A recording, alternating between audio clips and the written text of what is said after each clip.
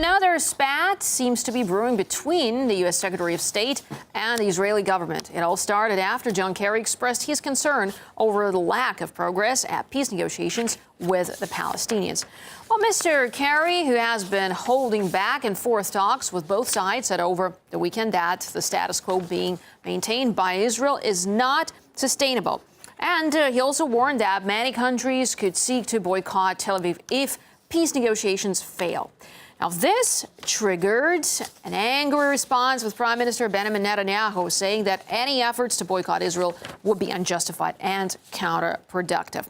Israel's strategic affairs minister then weighed in, saying Israel cannot be expected to negotiate with a gun to its head. And the economy minister went a step further, calling on Israel's allies to stand up against those who try to pursue anti-Semitic agendas against his country.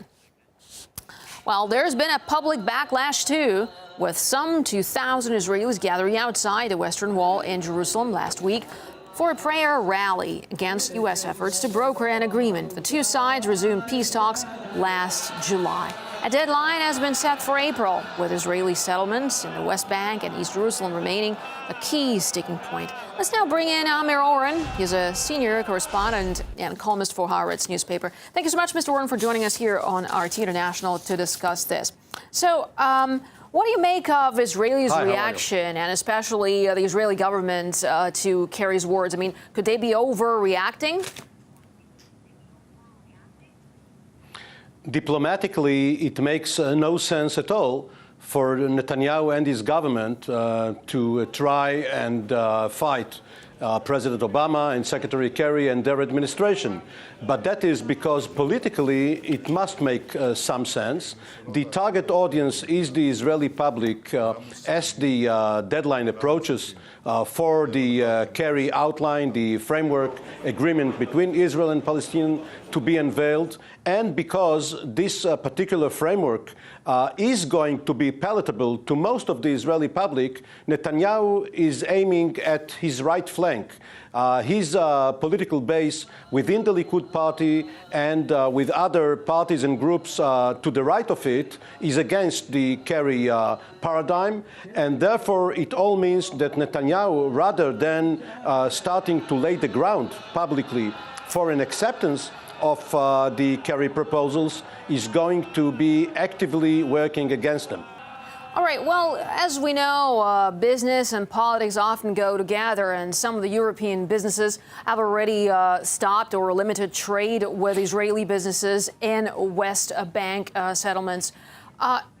Why does that not concern Israel, or does it? Long term, it does concern Israel to a great extent.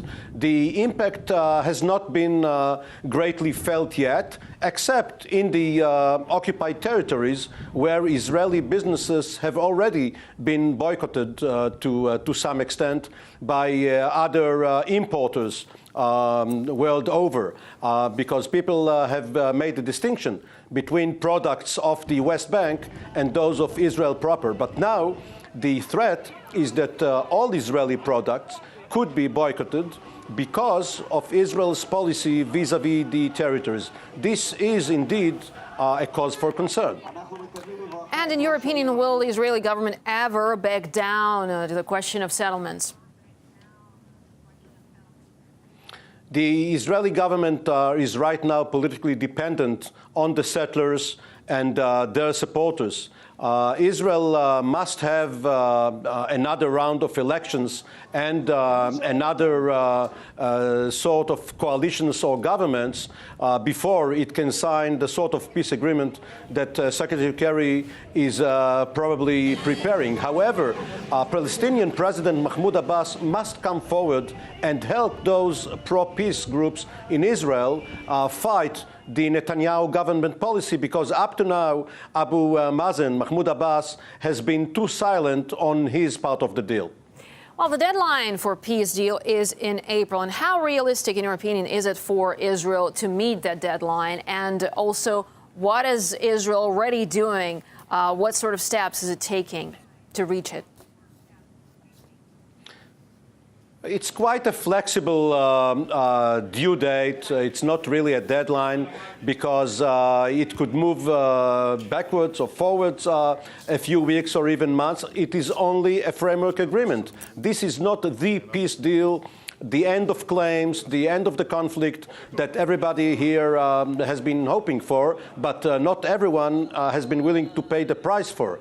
So what we have to see in a few weeks' time is the release of the last batch of Palestinian prisoners who have been held in Israeli jails since 1993 or even earlier, even before the Oslo process. Once this is over, the two sides, Palestinians and the Israelis, are going to weigh their options and find out whether there is going to be a trilateral American-Israeli-Palestinian deal or only an American-Palestinian formula that Israel would have to either accept or reject. In the latter case, there will probably be a political crisis within Israel. All right, Hamir Oren, senior correspondent for Haaretz newspaper, thank you so much for your views here on RT International.